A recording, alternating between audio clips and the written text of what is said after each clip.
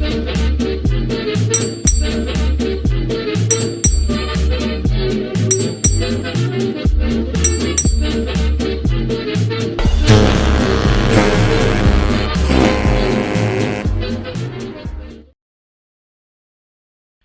everybody and welcome to the Drydock episode 302.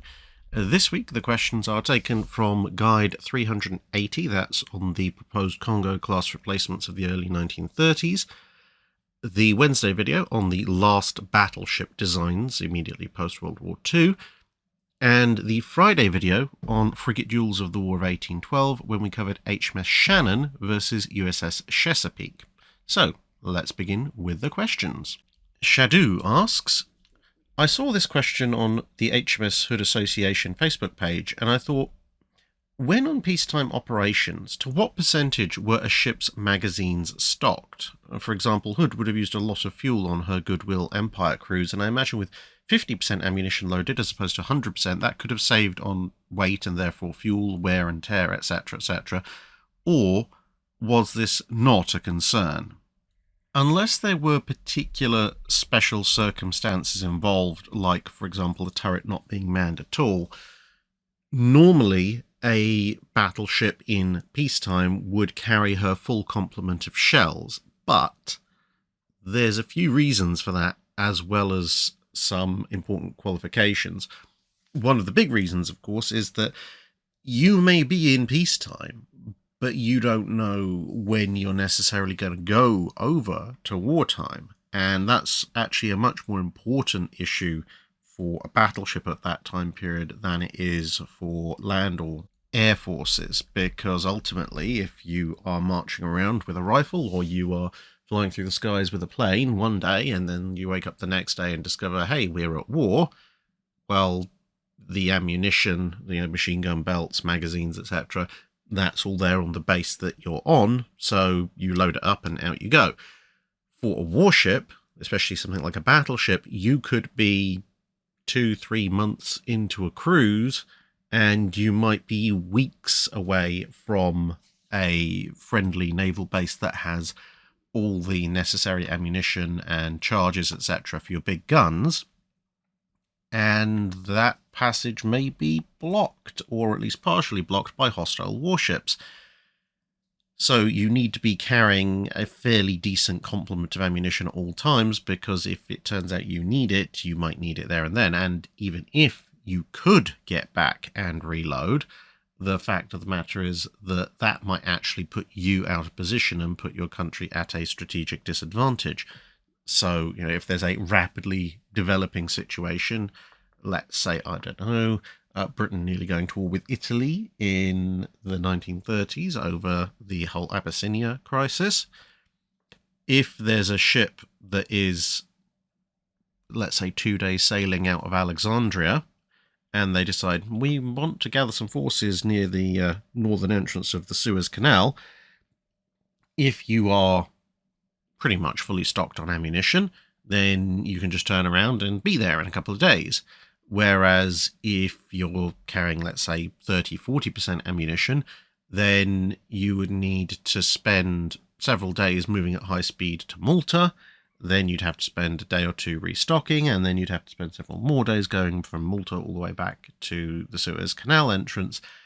And during that time, you're not there, which, if you're a capital ship, might mean some fairly significant changes in the calculation as to whether or not you can actually stop somebody going through there. Now, in that particular case, the crisis was resolved without the outbreak of war, but if it had gone hot, then obviously ships that were turning up needed to be able to fight immediately. You also got the fact that, as you mentioned, battleship ammunition and charges, even if you're in a battle cruiser, the weight adds up, and that weight is quite low in the ship, so that's actually factored into the ship's stability quite a bit at the time. So completely empty magazines, yes, you save weight, but you've got to compensate for that weight somehow. Otherwise, the ship could be out of trim, it could be riding a little bit less stable than you want to, etc., etc. And then you've also got the fact that in a number of ships, you have what's referred to as the allowance, which usually is what they originally intended the ship to carry, fully secure in the magazines. But what the essentially designed allocation for the ship was and what it would carry in wartime were quite often very different things. And sometimes, again, depending on the Navy and depending on the time period, an allowance might be slightly less than full magazine capacity, like 90% or something, just to make handling and maneuvering easier. But essentially you would be looking at least on paper, full or near full magazine loads most of the time. And then when wartime came, it would be completely fully stocked, but also sometimes additional ammunition would be squeezed in, whether that be squeezed into space in the magazines or distributed elsewhere in the ship, as was done with some World War I capital ships, where the handling room immediately below the turret had designated storage space for some additional shells and so forth. It depends, I say, on ship, time, and navy. There were some unique exceptions to this. As I mentioned, if a turret for whatever reason wasn't being manned long term, then there was precious little point in taking ammunition in the magazines, because they also wouldn't be manned. Or if the ship was being specially fitted out for some exceptionally unique purpose, then perhaps additional supplies, fittings, or cargo might actually make up the displacement sufficient to justify at least the partial removal of the ship's ammunition stocks. Warrant Officer Will asks, what if the Washington Naval Treaty capped cruiser guns at 7 inches for light cruisers and 9 inches for heavy cruisers? I think you would have had two very different outcomes when it comes to, are those calibers viable? Because for heavy cruisers, a 9-inch gun is just about pushing viability, but it certainly could be done. The 9.2-inch guns, for example, on the last generation of British armoured cruisers pre-World War I, had a theoretical rate of fire that wasn't massively removed from the 1920s interwar 8-inch guns. We're talking maybe a round per minute or so slower. And, okay, a 9.2-inch gun is just fractionally larger than a 9-inch gun, but that, of course, means the shell's going to be very slightly lighter. But with the advances in loading and handling between, the early 1900s and the early 1920s, it's entirely conceivable that a 9-inch gun could be made which would have about the same rate of fire as an 8-inch gun. It's once you start moving up to 10-inch that you start to trip over a threshold where rate of fire suddenly plunges quite significantly. So heavy cruisers certainly could be rocking around with 9-inch guns in the Washington Naval Treaty, although you would need either the treaty to allow a little bit more weight to the cruiser, maybe 12,000 tons being the new upper limit for cruisers, or else you're going to end up with an even more extreme version of the problem you had historically with 8-inch heavy cruisers, which was trying to find a balance between speed protection and firepower and not really being able to squeeze all of that into 10,000 tons once anti-aircraft batteries and radar and so forth got involved. However, at the lower end of things, the light cruiser, I don't think the 7-inch caliber is really going to take off. And the main reason for that is that whilst the round for a 6-inch is still heavy enough that you want to be using as much power assistance as possible, for most guns, the American 6-inch with its super heavy characterized 6-inch of World War II aside, most 6-inch weapons had shells that, whilst not comfortable to manhandle, could be manhandled by either one particularly strong guy or a couple of people working together, which gives you a certain amount of redundancy and a certain amount of ease of use compared to heavier guns. So your typical 6-inch shell hovers around 45 to 55 kilos, which is kind of 100 to 120 pounds. So you can understand why that would be just about man-portable.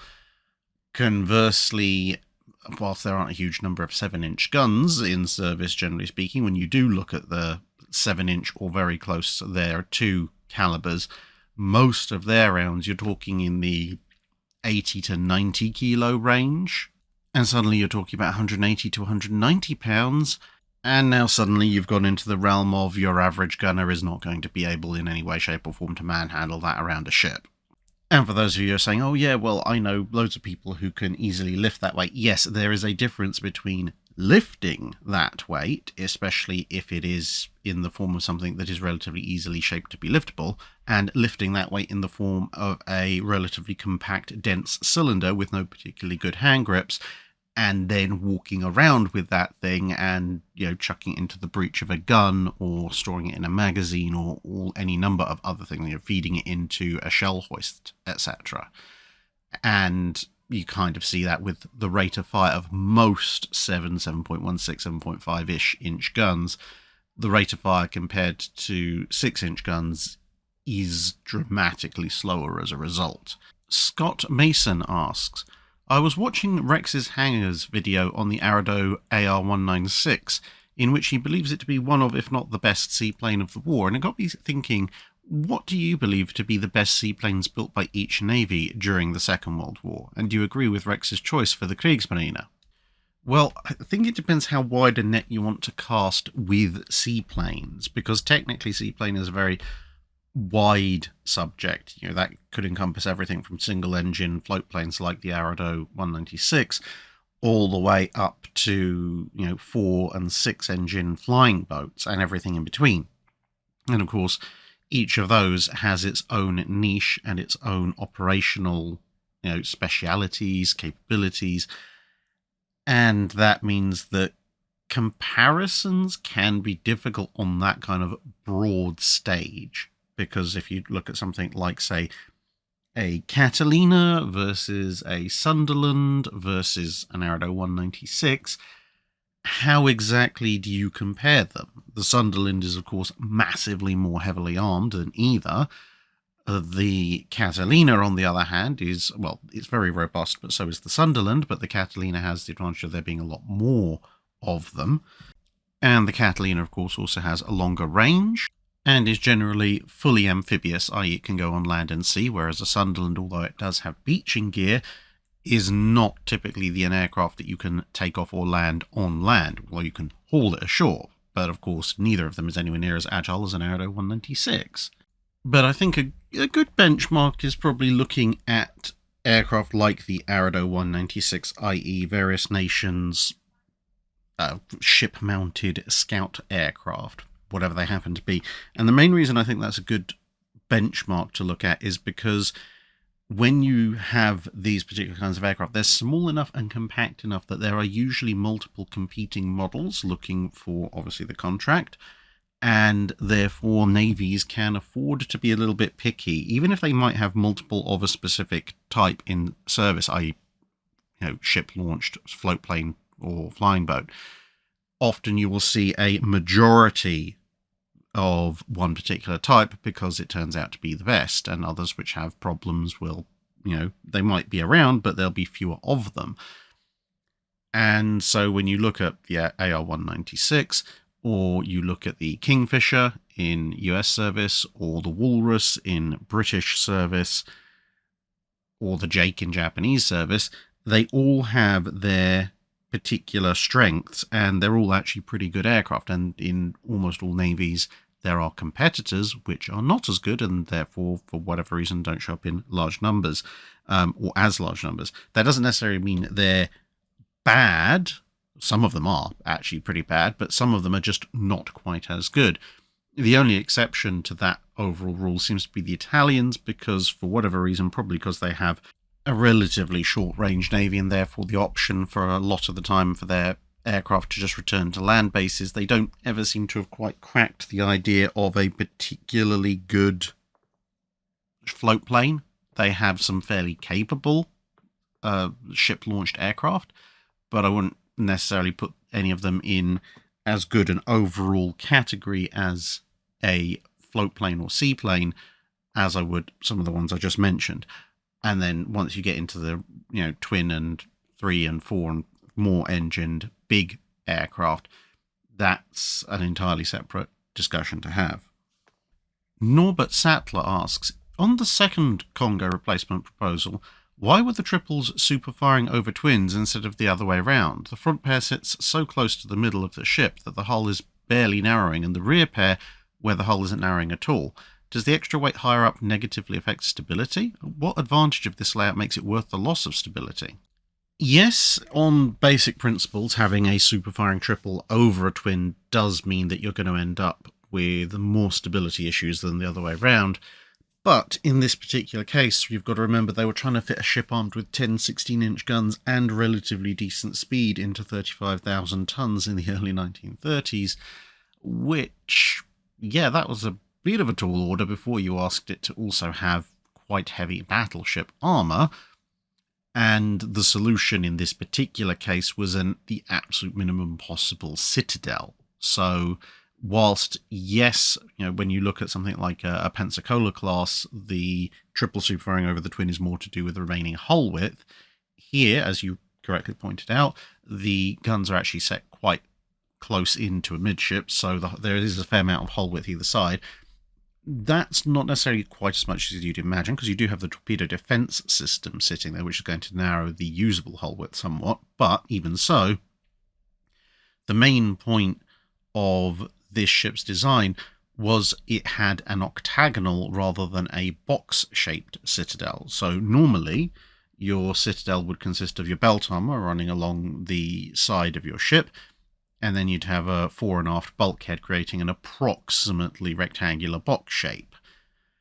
Whereas on this ship, in order to achieve all those aforementioned things, what they'd done is from just fore and just after the machinery spaces, they'd started bringing the belt armor internal to the ship at an angle, hence making an octagonal shape, with just very small fore and aft bulkheads. Now, whilst that, technically speaking, very slightly extended the overall length of the belt for a given amount of length the ship covered, it massively reduced the overall area for the deck, and the deck armour is where all the weight savings was going to be. Because let's take some somewhat arbitrary figures, but let's assume that your belt armour is 20 foot high. Now, that's actually quite high for most battleships. There are one or two with even taller belts, like the King George V, but it's actually quite rare for a belt to be that tall. But let's say we've got a 20-foot high belt. Okay, fine. You've got a belt on both sides, so you're talking about 40 feet total armour. So for any given length of your ship, you've got to get 40 feet of steel height-wise on there. So 40 by 1 foot if you're going 1 foot along. Now, if that is 12 inches thick, then, okay, it's going to weigh a certain amount. However, if your belt armour is, let's say, 6 inches thick, which isn't a bad value for 1930s era designs, well, most ships of that period have a beam of over 100 feet. Panama Canal is going to be just over. Ships not restricted by Panama Canal width might be even more. So you might have a 100 foot, you might have a 120 foot beam, which means that you're covering 2.5 to 3 times the surface area per unit length that the belt armor would be. And that means if you've got 6 inches of deck armor, then 6 inches of deck armor is actually going to cost you more weight per unit length than your 12 inches of belt armor. And the shorter your belt is, and potentially the wider your beam is, the more and more this ratio is going to change against you. And so by having those octagonal cut-ins, you save a chunk of the deck armor space, therefore you save a huge amount of weight, which is more than offsets the relatively small extension to your belt that you need. And that was one of the ways the proposed design saved enough weight to actually fit good armor, good speed, and large numbers of heavy guns on a design that technically comes in at 35,000 tons. This is A.B. Coates asks, of all the post-war battleship designs, which was the most realistic, or perhaps the least unrealistic, for their respective navy to produce? And would this design have been useful as anything other than proof that battleships were obsolete? Well, you can immediately write off pretty much all of the Soviet ones. They couldn't get the Sovietsky Soyuz right, and, well, if they couldn't get that right, I severely doubt they're going to be getting any of the more grandiose post-war stuff done correctly.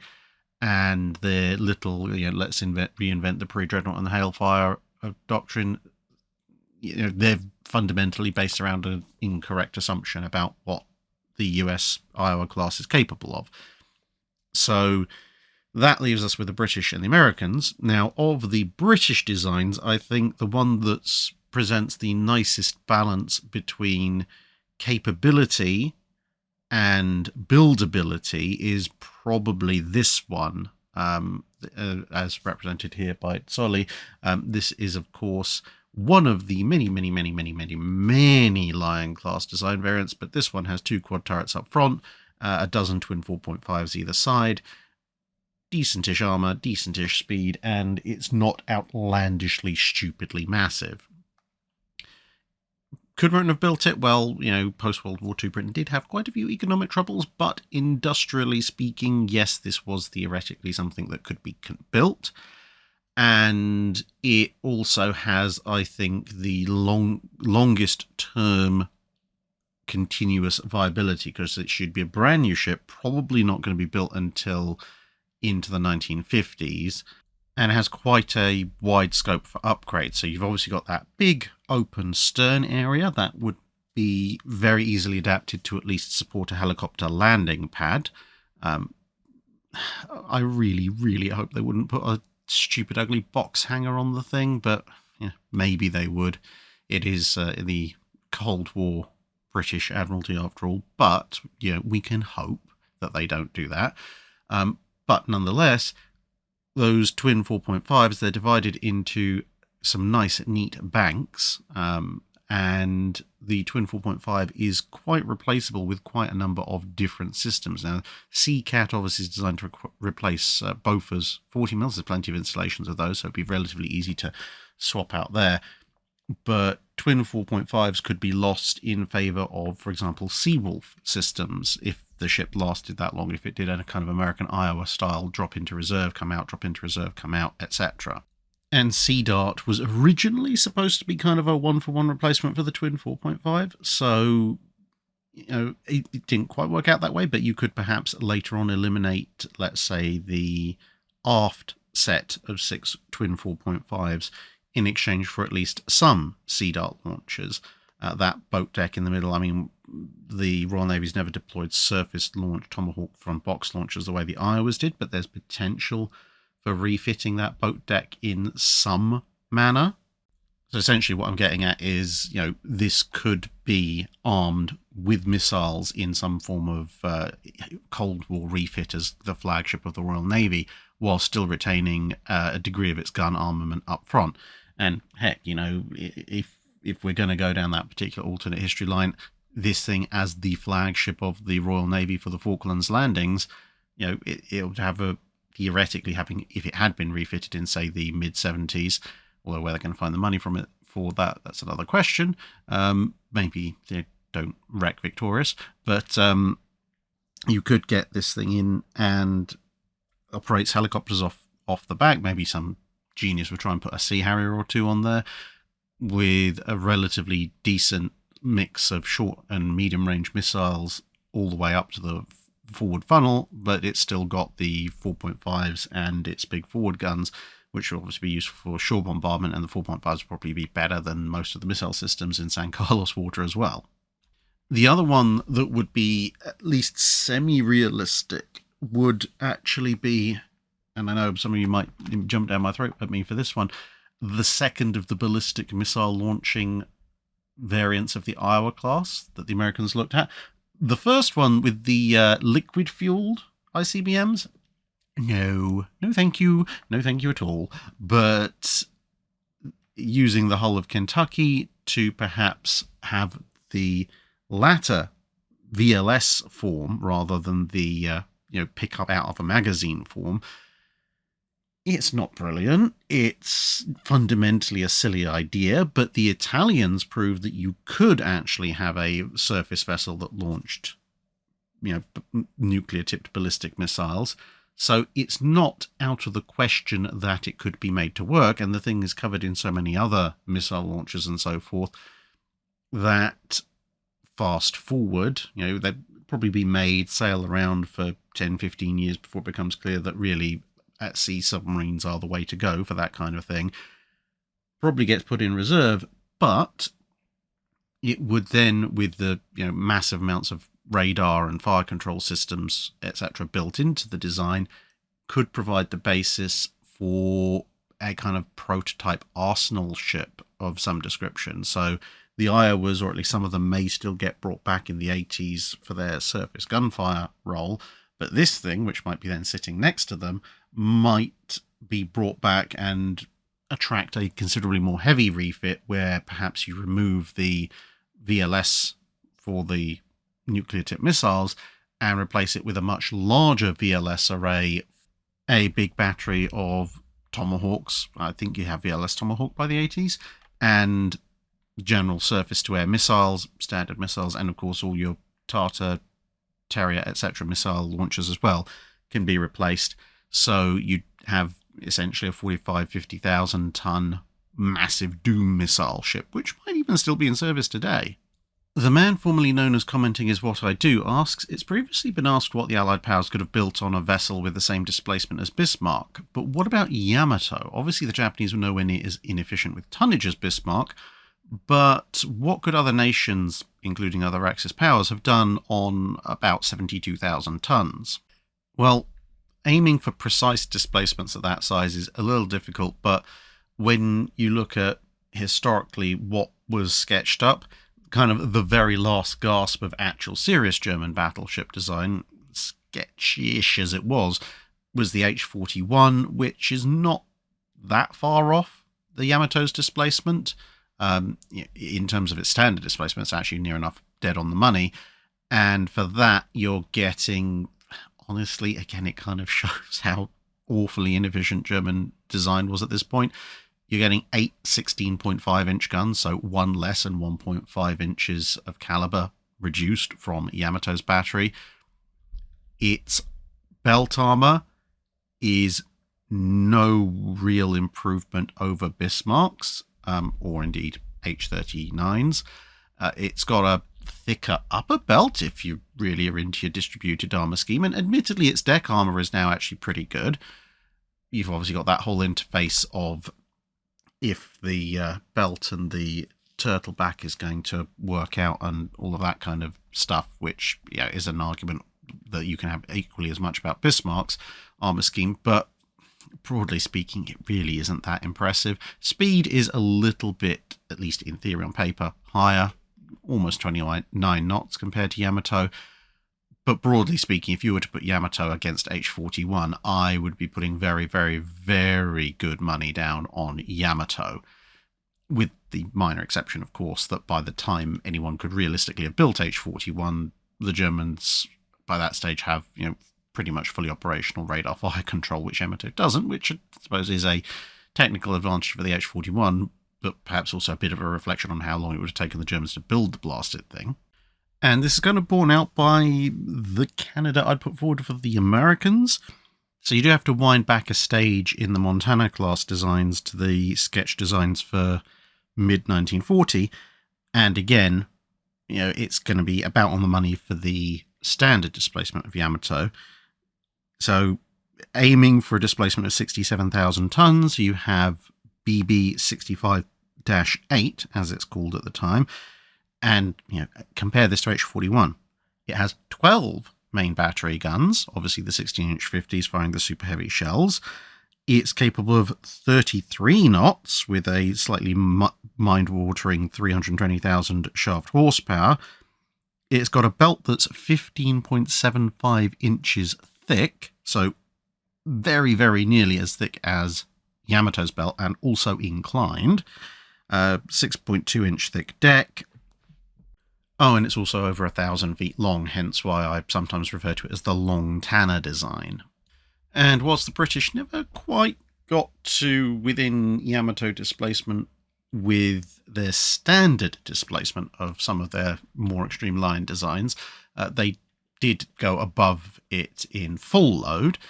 But if you look at the 1944 version 4, which is what you can see here, and combine that with the 1945 version A as part of general ambitions, and take into account that their standard displacement is about roughly, on average, if you average the two out, about 10,000 tons below what the Yamato ended up or the design displacement that you've given for the question. So if you took these and hybridized them together, you'd end up with a 33.5 knot battleship armed with, only 9 16-inch guns, although that's still one more than H-41, a dozen 4.5-inch twins, so many 40 millimeters, etc., etc., torpedo tubes for some bizarre reason, massive amounts of open deck space. The blast thing, again, is over 1,000 feet long, much like Long Tanner. You've got about the same speed, and with the extra 10,000 tons or so compared to this 1944 version 4, you already have 7 inches of deck armor, but you could upgrade the belt armor back from the slightly thinned out version, because this was one of the earliest what happens if we have rocket propelled tool boys thrown at us ideas, and you could put the belt armor back up to 15 16 inches, kind of roughly where they were thinking for the lines in the first place. So essentially you'd have something that would have maybe marginally, but very marginally, more protection than a Long Tanner, about the same or slightly higher speed, obviously one less turret, so less main armament, but more heavy anti-aircraft armament. And yes, torpedoes for whatever reason. Lon Johnson asks, in your opinion, did the US Navy need this defeat, the loss of Chesapeake, in order to reduce arrogance and possibly worse tragedies later on? In other words, is there an American bright side to this event? I think if you're looking for bright sides in the loss of Chesapeake, there's probably maybe 3. One would be that it seems to have definitely affirmed in the American mind that you needed the big frigates, the 24-pounder frigates, in order to contest a larger navy, which was a sensible enough decision. And you look at the production of American frigates that were ordered during and immediately after the War of 1812, and you definitely see that. And yes, as a check on ego, it was probably a decent one, big, and possibly did prevent issues in the future. Now, to be fair, even the big 24-pounder frigates weren't dumb enough to sail out into a blockade that consisted of 3, 4, 5 ships, including usually by this point, a big Razé or a ship of the line or 2. But it possibly curtailed the ideas of maybe sailing out when the odds were a little bit dicey. So, it's a big question mark of what might other captains have done if Chesapeake had either managed to successfully escape or beaten Shannon.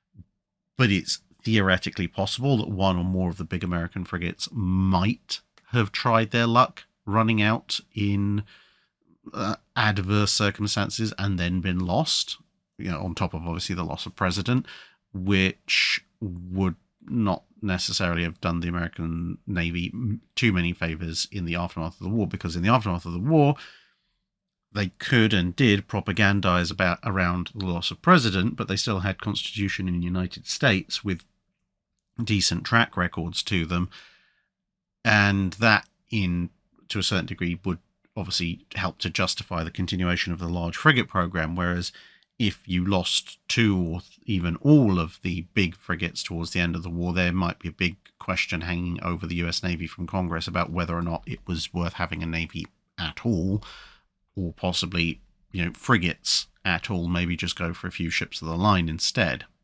And I suppose the other small minor upside would be that it did give the US Navy the phrase "don't give up the ship," which has become something of a rallying cry for them throughout the following couple of centuries. Yeah, although Chesapeake ultimately was given up, the general sentiment is still quite a valuable one for the fighting spirit of the Navy. Sharkman asks, throughout the Age of Sail, was the primary limitation on innovation, for lack of a better term, ideas or material? I.e., if you went back to the start of gunpowder armed ships with a blueprint for the weaponry and hull of something like Chesapeake or Shannon, could they build it? Or was the primary limiter on ship size and quality more industrially fundamental? Most of the Age of Sail innovations mentioned in your video seem to be purely new design ideas rather than new technology, but it seems to me like a military would have stumbled over such things a long time ago, considering how much money and effort went into such things. The biggest limitation would almost certainly be money, rather than, you know, ideas or materials, because fundamentally there's nothing stopping you building a Chesapeake, a Shannon, or even a Constitution back in the Tudor period.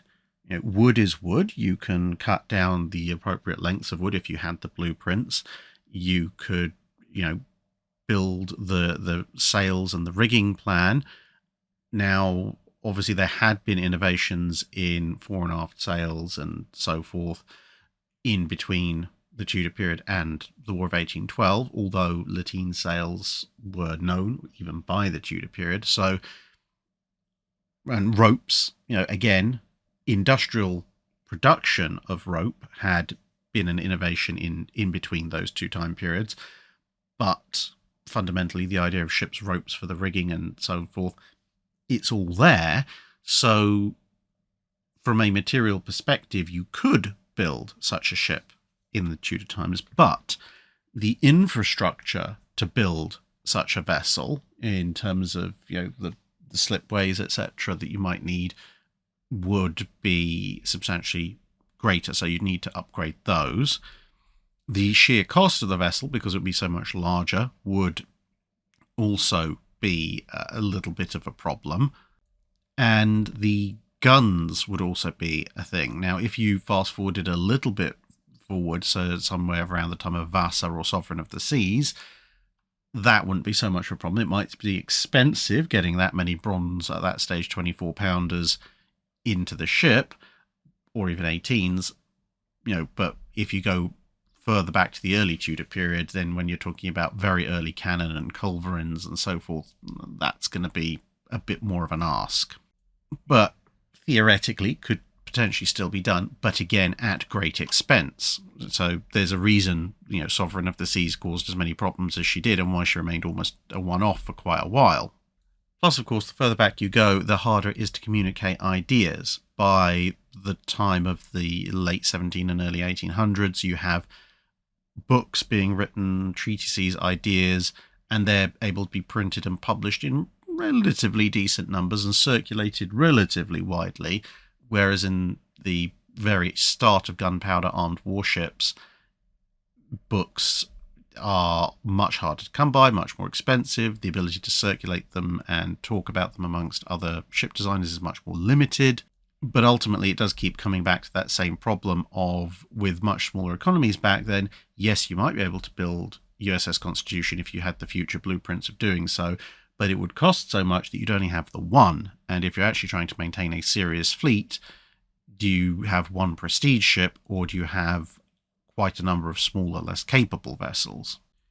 Der Typter asks, doctrinally speaking, roughly how common was it in the Age of Sail for people to basically just try to voluntarily 1v1 or 2v2 enemy ships of comparable size and capability? That seems like a remarkably risky approach compared to what seems like the more conventional military wisdom of trying to catch the enemy at a disadvantage in numbers and or quality. It's a relatively recurring theme. Now, at the time, everyone did understand that if you have larger numbers and or better quality ships and you can just overwhelm your opponent that way, that is the better way to go, because it's an easier victory and it allows you to leverage industrial advantages if you have them.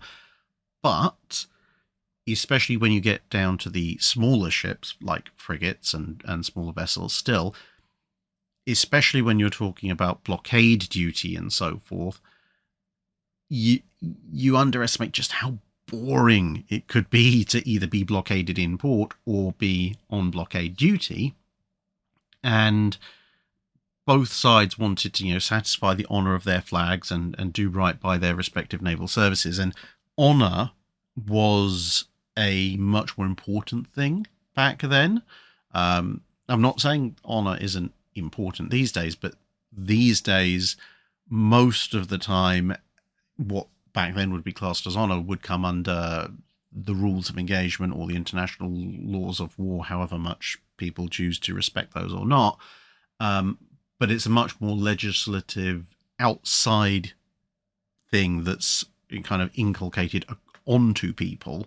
Whereas back then, There were a few kind of laws of war, but not anywhere near as much as there are these days. And so a lot of conduct would come down much more to a captain's personal sense of honour and a crew's sense of honour. That even extends to things like prize crews, where you see whole ships companies, 400, 500, 600 plus people being taken into custody once their ship has surrendered by a few dozen men. In theory, yes, those captured crewmen could rise up and take over the ship, and occasionally they did, but it was seen as highly dishonourable. And, in kind of a holdover from medieval warfare, it could then substantially reduce your chances of receiving such consideration later on. And because, again, in that time period, you've got ships which are essentially one-man kingdoms. It's a lot less integrated than perhaps things would be today. And so everybody is usually, assuming it's a decent and happy ship, supremely confident in their own capabilities, which means that if an opponent is looking out there going, well, I'm not going to fight you because there's 3 of you and only 1 of me, well, you would be pretty confident that actually either any one of us could take him in a fight. And if the alternative is sitting here for another 3 months and nothing happening, and therefore we get no glory, or we accept the slightly closer odds of a 1v1 fight, well, we'll take him anyway. So, yeah, let's do that. So we've got something to do and, bring honour to the flag and all of this kind of stuff. And the guy on the other side is thinking, sucker, well, I'm pretty sure I can beat any one of them, because everyone is confident that they can win a one-on-one match.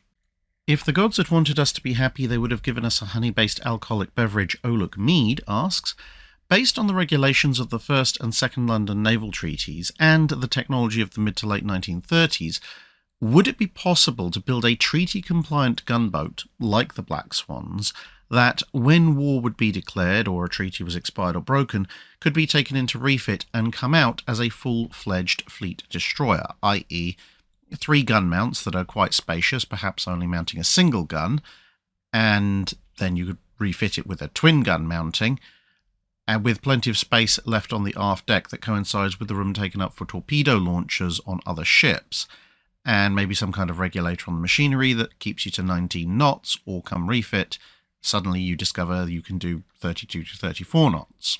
So there's a subtle difference in the regulations between First and Second London Naval Treaties.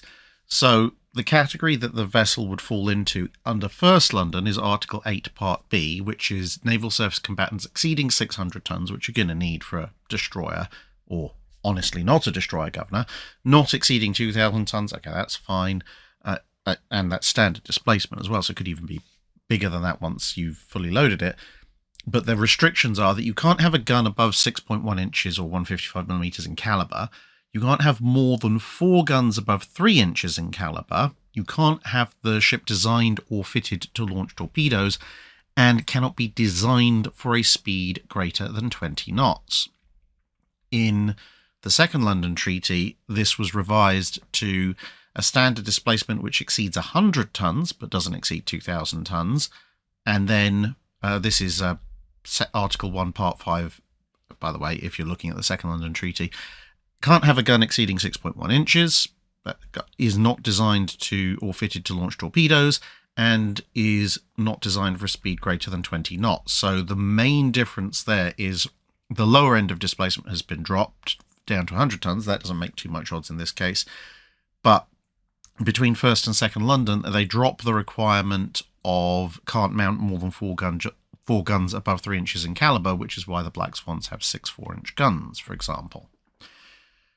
So if you're trying to get a honestly not a fleet destroyer once we refit her, Governor, into all of this, your biggest problems with First London are going to be no more than 4 guns above 3 inches. Now, as you said, you could in theory put 3 guns that maybe 3 6-inch guns, go all the way up to the top there, and then take a view that, well, 3 6-inch rather heavy mountings could be switched out for a pair of 4.5 or a pair of 4.7 or a pair of 5-inch or similar. That could work. Alternatively, as you said, you could just put some really large spacing mountings on, but that would be a bit more suspicious. So I suspect that if you went for perhaps a 1 or 2 inch armoured, fully enclosed 6-inch gun mount and put 3 of them on, that would actually give you the space to downgrade to twin 5s or twin 4.5s, as I said. That also gets you round the Article 8 Part B section in the first London Naval Treaty. If you're in the second London Naval Treaty and that's been removed, well, you can actually just fit the thing with a straight-up destroyer armament, because it just says you can't have a caliber exceeding 6.1 inches, and that's all the restrictions there is on guns. So with second London, you could put your 6 5-inch guns or 4.5s or 4.7s or whatever you want to put in immediately. Not really a problem there. You can't have the ship designed or fitted to launch torpedoes. Now, obviously, a big open deck space aft would be a fairly obvious one, unless you perhaps filled it with mine launching racks, which are pretty easy, or loads of depth charge rails, which again, pretty easy to install and remove, and would provide, they take up the deck space. Or the other thing is, at least in Article 8 Part D, in the first London Naval Treaty, there's a restriction on mounting more than 1 aircraft launching apparatus on the centre line, or 2, 1 on each broadside. So in theory, you could just fill the area where you want to have your torpedo launchers with a seaplane and catapult. Now that would add weight, which would obviously be compensated for when you replace it with the torpedo launcher, so your trim would stay the same, your balance would stay the same. And you could potentially argue that, well, as a long-range sloop, the ability to do its own scouting might be very useful, hence why you're installing the aircraft in the first place. And then when you remove it, hey, you've got a free aircraft launcher, which you could potentially stick on cruisers. So that might be a way to get around the torpedo restriction. The biggest issue is, in both cases, it says are designed for a speed greater than 20 knots. Now, this is where you might run into some issues, because it would be fairly obvious if you have designed a ship for very high speed. So looking at contemporary vessels, for example, the Black Swans have a length-to-beam ratio of just under 8-to-1, whereas the contemporary JK and N class have a length-to-beam ratio that's more like 10-to-1. Now, if you are designing a sloop ostensibly that can only reach 20 knots, and you suddenly come out with a sloop with a 10-to-1 or greater length-to-beam ratio, people are going to start asking some very interesting questions. And when you look at, say, the Erie-class gunboats, which the US built in the 1930s, they also have a approximately just under 8-to-1 length-to-beam ratio, whereas the Fletchers have around about a 10-to-1 length-to-beam ratio. Now, potentially what you could do would be to build the longer ship and have the boilers and the turbines, because you would need turbines, spaced out a little bit. And in the intervening space, then ostensibly, you could say, well, I'm not particularly happy with a very small ship having all my vulnerable aviation fuel and spare parts up on deck, because it's a small ship, it's not got a huge amount of freeboard compared to a cruiser. So I'm putting in this essentially hull block with intervening space between the power plants, the power plant and the turbines, and I'm going to use this as storage space for my aircraft supplies. People might begin to catch on a little bit at this point, but in theory it is at least a decent on-paper justification, because you could say, well, I want my boilers as far forward as possible for balance issues and because that's where the hull is widest, but I want my turbines as far aft as possible because I want to shorten up my propeller shafts, which is a valid design argument. And then, having constructed this theoretical vessel, once war comes, you could then take it in, rip off the aircraft handling facilities, take out the aircraft spare parts storage facilities, install another set of boilers in between the first set and the turbines. You'd obviously have to plumb all of those in, and the turbines would have to be designed to take that amount of additional power. And then obviously you bring your new funnel up and stick a pair of torpedo launchers on top, and hey, you've now got a ready to go fleet destroyer. But it would be quite a convoluted design process. The other issue you might run into is whether or not it's worth it, because how long is it going to take you to take this thing into dock, strip it out, refit it, and relaunch it as a destroyer, compared to how quickly can you actually build a destroyer, which is one of the smaller of the major surface combatants. Graham William Kidd asks, there are many examples of game changers in naval history, from the so big they obsolete entire classes of ships overnight like Dreadnought, to the small but highly impactful ones like Hedgehogs or the invention of the angled flight deck. In your opinion, what are the game changers that never were? Things like ideas, innovations, or inventions that could have changed everything, but just didn't. And why didn't they?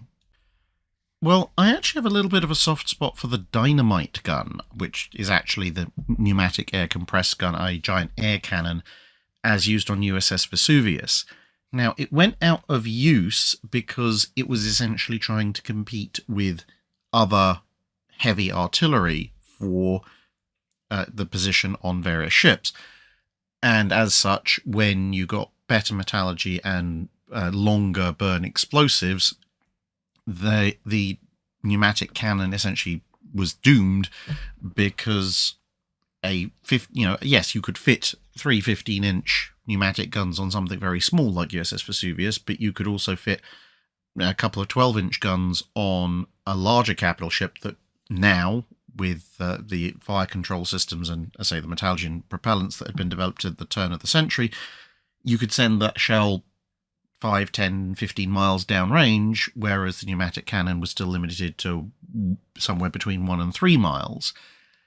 And so it was seen as completely outranged, and there were technical complexities as well to do with not being able to guarantee exactly how far the shell would go, because the compressed air canisters turned out to be not actually insulated enough, which meant that thermal effects within the ship could change how far the thing would go, because cold compressed air and warm compressed air will have different amounts of energy. But I think if the technology had continued in use or had been revived, it could have had a significant impact later on. Because let's take Vesuvius's guns, for example. They fired shells with about a 500-pound explosive payload. That is about 3.5 to 4 times the explosive payload of a high explosive shell fired from Yamato's 18.1-inch guns. It's a lot of boom. Now, of course, that has basically zero armor penetrating capability. However, when you consider the attack profile of destroyers, especially once you get to the latter part of World War I into war period and then into World War II, the destroyer hulls, once they exceed 1,000 tons displacement, you're now looking at a destroyer that could mount at least one of this kind of weapon. Obviously more advanced, so you've insulated the compressed air tanks, you've got more reliable range, and perhaps slightly greater range as well out of it, at which point you could fix a single one of these guns frontally, almost a bit like a Nova cannon in Battlefleet Gothic, but obviously firing up through the bow. And this, I think, would actually make for a very useful stealth attack weapon for destroyers, especially with a view to night actions. Because when you look at the actual operational range of even destroyer-launched torpedoes, with the exception of the Japanese Long Lancers, and you compare that with the ranges that they were beginning to get with the pneumatic guns in the 1900s, and then think about how much additionally, a couple of thousand yards extra range they could have gotten by the 1920s and 1930s, and then realize that most of the time destroyers don't fire their torpedoes at maximum range. They try to get a bit closer, either so that they can use a higher speed setting that has a shorter travel distance, or just that the travel distance itself is reduced, and therefore the calculations about how to hit and the chance of the enemy invading are much more in their favour. And suddenly there is now an overlap between optimal launch range for destroyer-based torpedoes in World War II and a comfortable launch range for something like a 15-inch spinally mounted pneumatic cannon. And if you're talking then about either swarm attacks or even single attacks, the pneumatic cannon is very quiet, very unlikely to be noticed. There's no muzzle flare, there's no massive boom of the shell being fired, etc. And as I say, it contains a huge amount of bang, even if it is only a near miss. So if you're now talking with modern fire control equipment, possibly even a slightly stabilized pneumatic cannon, a destroyer or flotilla of destroyers could potentially run in at a big target, bow on, obviously minimizing their profile, and then open the engagement with, if they're just one destroyer, then one, or if they're a flotilla, a whole salvo of incredibly powerful high explosive shells, pretty much undetected, at least until radar comes into play. Then they can swing around and launch their torpedoes. And the reason why I think this would be very effective, I mean, or you could launch the torpedoes and then swing around and fire the shells, either way. But the reason I think that'd be quite effective is because if you've got, 500 pounds of actual explosive going off with one hit or possibly more against a lightly protected target like a small cruiser, that could potentially just do serious damage generally. And if you're taking on something a little bit larger, like a heavy cruiser or a battleship, it might not penetrate the main armor belt, but 500 pounds of high explosive landing on deck or on the superstructure and detonating is going to cause absolutely colossal levels of disruption. The blast effect is almost certainly going to either knock out or at least temporarily cripple part of the ship's fire control. It's going to start fires. It's going to leave the ship incredibly distracted and wondering what the heck this gigantic explosion was, which in turn makes it far less likely they're going to be able to spot you. If they do spot you, much less likely they'll be able to actually do anything about it, and in all of that, probably going to miss the incoming torpedoes. So as a first strike weapon for 14, 1600, 2000 ton destroyers, potentially could have been quite useful, but the technology came and went before I think it was really in a position where it could be used. That's one of my little alternate history thoughts. Dr. D.M. Platt would like to ask a series of rapid-fire questions on the subject of small aircraft carriers. Firstly, what do you think was a better name for the ships of the Bogue, Casablanca and similar classes? Auxiliary aircraft carriers, escort carriers, or general-purpose aviation ships? Honestly, I think escort carrier was probably a good one because their primary use was literally as an aircraft carrier primarily oriented around the escorting of convoys or of various descriptions. It doesn't necessarily have to be a merchant convoy. It could be a convoy of troop landing ships and so forth. So escort carrier tended to make sense, and it kind of fits in the escort destroyer, or in American destroyer escort, although they are two slightly different types of vessel, but only just, in so much as they're designating a diminutive of a larger thing. So if you compare, a Fletcher to a destroyer escort, or a Tribal to an escort destroyer, you get something that's smaller with diminished capabilities, but that's because it's not supposed to be a frontline ship. It's supposed to be, as I said, escorting merchants or troop convoys or acting in some kind of auxiliary role.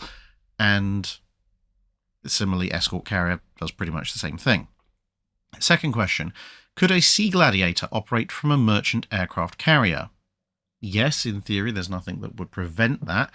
You might have to calibrate the catapult a little bit because, of course, the thing is, a Sea Gladiator is a relatively tough plane, but it is ultimately a still largely wooden canvas biplane. There is metal components to it, but if you're going to suddenly and violently fling it off of a merchant aircraft carrier, I suspect it might not hold up quite as well as a disposable old Hurricane. But yes, it could be done. And then 3, what impact might a merchant aircraft carrier or the merchant aircraft carrier program have had if they were deployed at the earliest possible conception of the idea? I think they could have actually had a fairly good effect, not necessarily because the idea of flinging pilots in disposable aircraft out over the Atlantic is necessarily a particularly brilliant one, but, needs must, but more because the long-range reconnaissance aircraft, primarily FW-200 Condors, that the Germans were using were only ever really available in very small numbers, and for the whole duration of the Condor's operational experience over the Atlantic, the Germans were struggling with maintenance and replacement efforts to keep the numbers up to any usable level.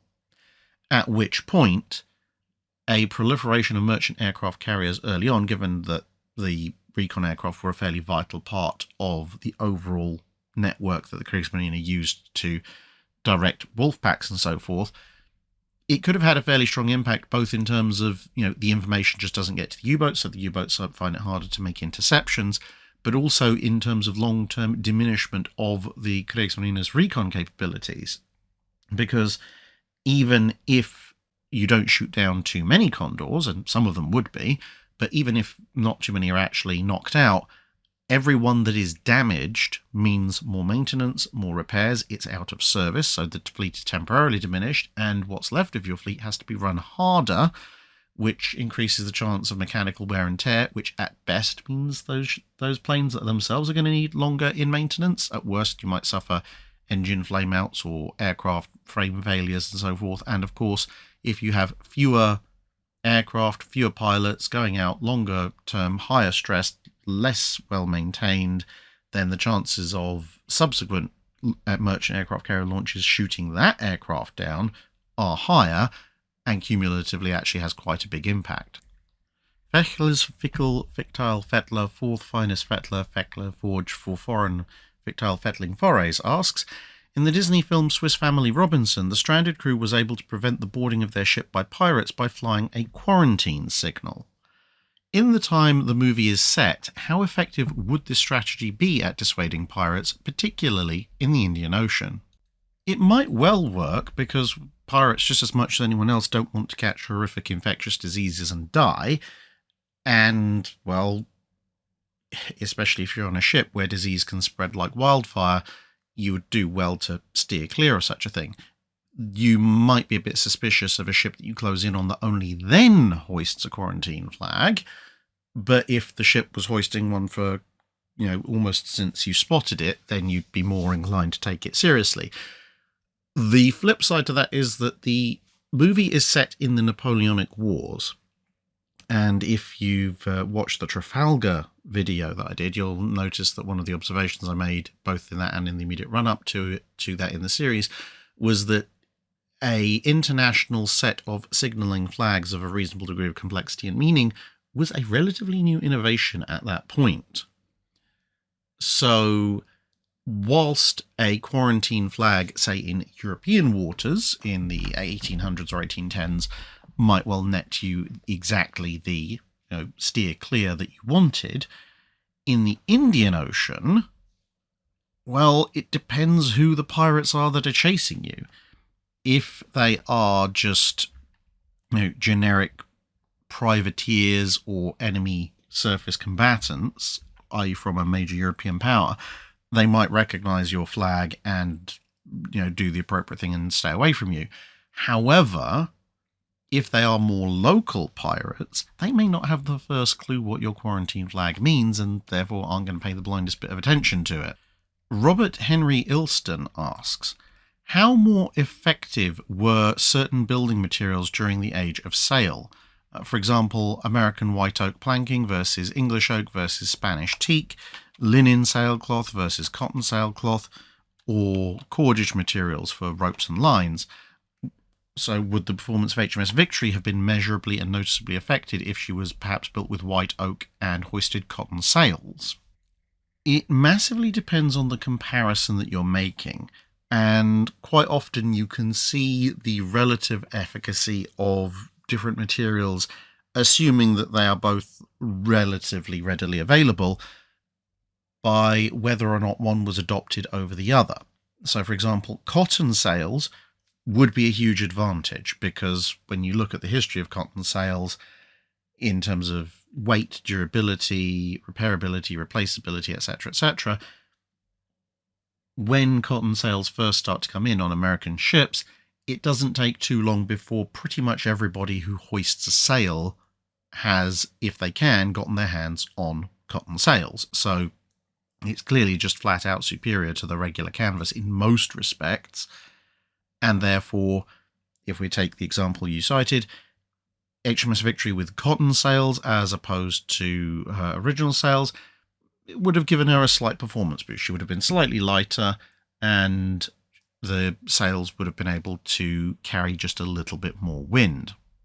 When it comes to wood for ships' hulls, things become a lot more interesting, because teak, for example, is incredibly hard wearing, so makes pretty good material for a ship's hull, you'd think, except for the fact that teak splinters also have a tendency to be relatively toxic to your system, and so in battle, a teak-hulled ship is actually probably going to have more and more complicated long-term injuries just from all the splinters flying around, and in more day-to-day, when you're polishing the ship, sanding down the deck, etc., or holy stoning it more accurately, you're going to end up with all sorts of weird and wonderful skin conditions and worse. So you're balancing the durability of the ship versus the durability of your crew.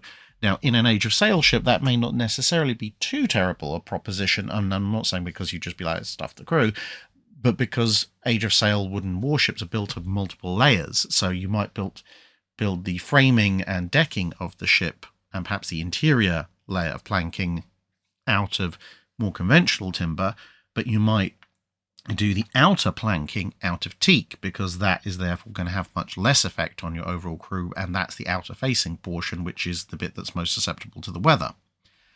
Now, when it comes to white oak versus English oak, white oak and live oak, for that matter, are somewhat stronger materials, but much like Australian jarrah wood, you have to balance against the fact that, one, they're only available in certain places, whereas English oak and derivative nearby species are available across a much larger portion of the globe in that time period. And two, if a wood is significantly stronger, it usually is also significantly harder to work. Just ask any Australian what happens to even power tools if you try and cut up a large amount of jarrah wood, and similarly for white and live oak. So your costs of labour are going to increase to produce a ship out of white oak or live oak versus English oak, but you would get a stronger ship out of it at the end. So that's a balance. The other thing to take into account is that white oak is about 15% denser on average than English oak, which means that if you're building a ship out of the same mass of white oak or close to it, in order to get a stronger vessel, you're going to end up with a heavier vessel, which is therefore potentially going to sit deeper in the water with greater draft and potentially therefore be slower. Now, of course, you could counter that with having less ballast, for example, but you would have to very carefully calculate the density of your overall hull building material versus how much ballast you need, how much draft you want, trim, etc., etc. So there is always a trade-off. For something like Victory, white oak, I don't think, at least in battle, would have probably not given her a huge performance difference. In fact, if anything, maybe perhaps a performance negative because of that extra density, which would have slowed her down compared to the speed advantage she might gain with cotton sails. It would make her perhaps a little bit more durable long term in terms of preservation, but when you're talking about the kind of first-rate ship of the line knockdown drag-out fights that you have at places like the Battle of Cape St. Vincent and Trafalgar, at that close range, whether you're using jarrah wood, white oak, live oak, English oak, etc., etc., heavyweight cannon fire from 32-pounder, 24-pounder, or in the French case, 36-pounder cannonballs, that's still going through. It really doesn't make too much odds. Where the greater strength of something like white oak or live oak really shines is if you're up against lighter weight, so 12, 18, maybe even 24-pounder gunfire at longer distances, which are the kind of fights you usually find frigates in. So while there might be a slight advantage, especially perhaps in something like the long-range gunnery that Victory had to endure as she was closing in on the enemy, more broadly speaking, a much heavier and marginally stronger wood is not as useful on a ship of the line as it is on a frigate. Lieutenant William Bush asks, at 12 minutes 52 on the video Why Japan Lost the Battle of Midway by the Imperial War Museum, there's a picture of two Japanese aircrew climbing into the cockpit of their aircraft, possibly a Kate. The pilot is holding a sword, presumably a katana. Was it common for Japanese Navy officers to carry swords while on sea duty and even on combat flights? And as a corollary, when did Royal Navy officers stop carrying swords while aboard ship? Well, a sword in both the Japanese Navy at the time and the Royal Navy back then and now is part of your dress uniform. So even today, there will be a certain number of swords aboard a Royal Navy warship.